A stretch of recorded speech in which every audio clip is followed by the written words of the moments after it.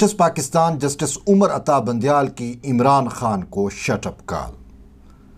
नए अदालती साल के मौके के ऊपर चीफ जस्टिस ने वाजे किया कि इदारों, अदलिया, पार्लिमान पर किसी किस्म का कोई हमला बर्दाश्त नहीं करेंगे।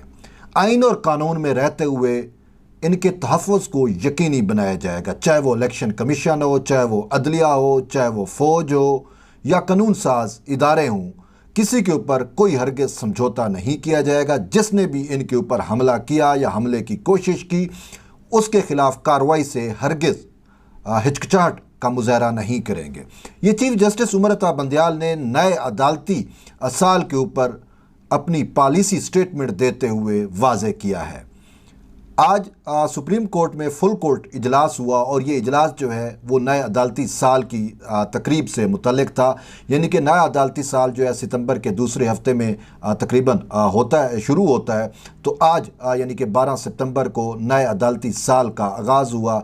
तो उसके एजाज़ के अंदर फुल कोर्ट रेफरेंस हुआ और फुल कोर्ट रेफरेंस में चीफ जस्टिस ने खिताब किया। तो ये जो चीफ जस्टिस का खिताब होता है फुल कोर्ट रेफरेंस से नए अदालती साल के मौके के ऊपर, तो इसको जुडिशरी की पॉलिसी स्टेटमेंट आप कह सकते हो, अदलिया की पॉलिसी स्टेटमेंट कह सकते हो, क्योंकि चीफ जस्टिस जो है वो पूरे पाकिस्तान का चीफ जस्टिस है और उसकी जानिब से जो पॉलिसी दी जाती है वो ऑल ओवर दी पाकिस्तान की तमाम जुडिशरी के ऊपर उसका इतलाक जो है वो होता है। आज जब चीफ जस्टिस ने जो है खिताब किया तो उसकी जो रिटन स्पीच है ये उसका मैं मतन उसमें से कुछ पॉइंट्स जो है वो आप के गोश गुजार करता हूँ।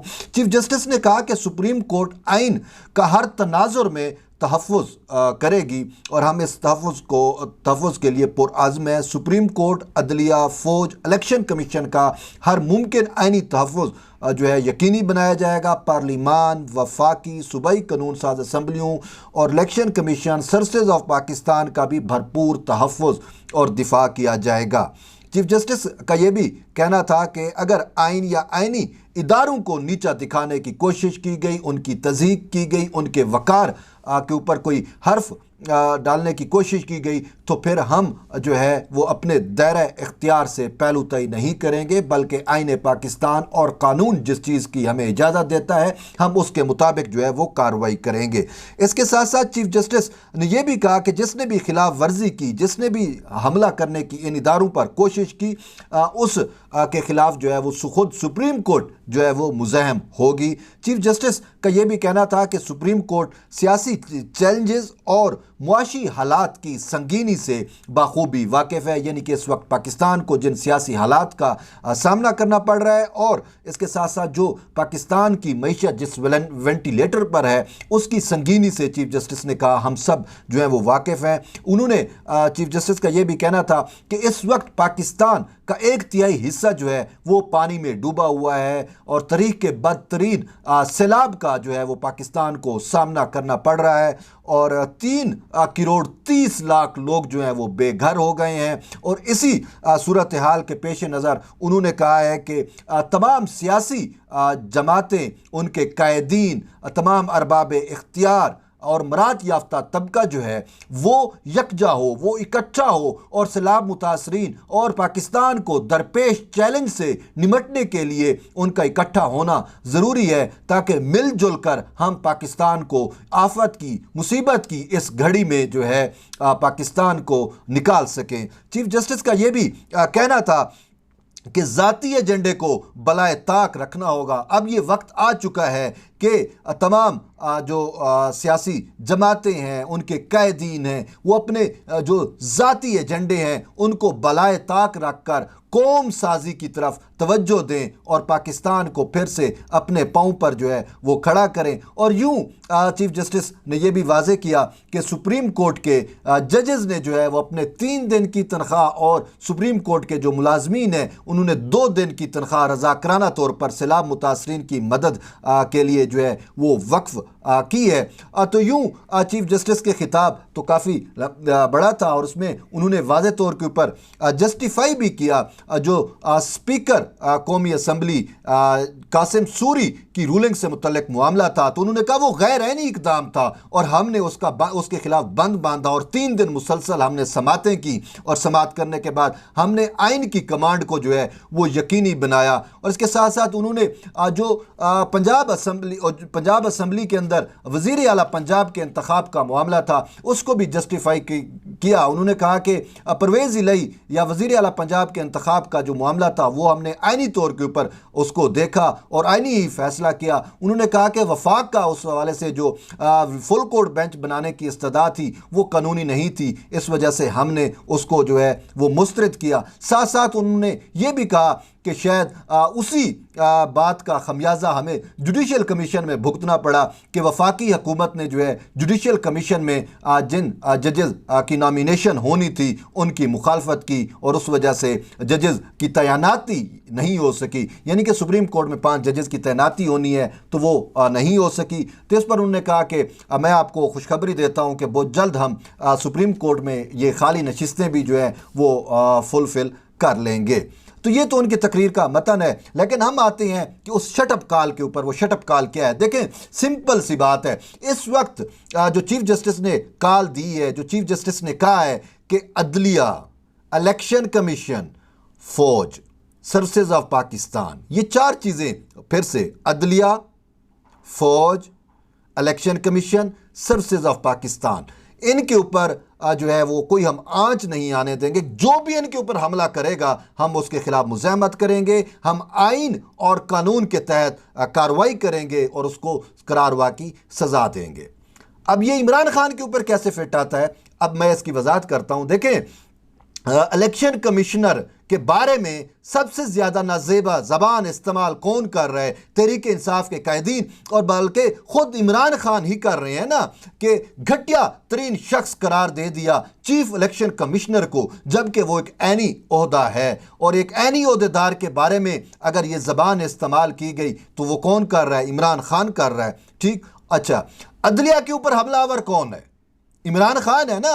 ये जस्टिस ज़ेबा चौधरी वाला मामला, तौहीन अदालत जो हाई कोर्ट के अंदर चल रहा है, ये इमरान खान के खिलाफ चल रहा है ना। तो यूं इमरान खान ही जो है वो अदलिया के ऊपर भी हमलावर है। और फिर तीसरा कंपोनेंट जो वो फौज है। इदारों के बारे में, फौज के बारे में नाजेबा ज़बान किसने इस्तेमाल की, कहाँ से इस्तेमाल हुई? न्यूट्रल्स जानवर होता है और इस टाइप की सारी बातें। मैं न्यूट्रल्स को कहता हूँ ABC XYZ, ये सारी बातें इमरान खान ने अवामी जलसों में ही की है ना। तो फौज के ऊपर भी हमला जो है वो इमरान खान की जानिब से किया जा रहा है ना। किस कोई और सियासी पार्टी तो एज सच इस वक्त, माजी को छोड़े, इस वक्त तो कोई और सियासी पार्टी जो है वो हमलावर नहीं है ना इन चीज़ों के ऊपर जो इमरान खान कर रहा है। अच्छा, सर्विसेज ऑफ पाकिस्तान की फिर बात करते हैं तो सर्विसेज ऑफ पाकिस्तान में ये IG DIG और ये जो सरकारी अफसरान है, ये सर्विसेज ऑफ पाकिस्तान में आते हैं ना। तो इनको भी धमकियां किसने दी हैं? इमरान खान ने दी है ना।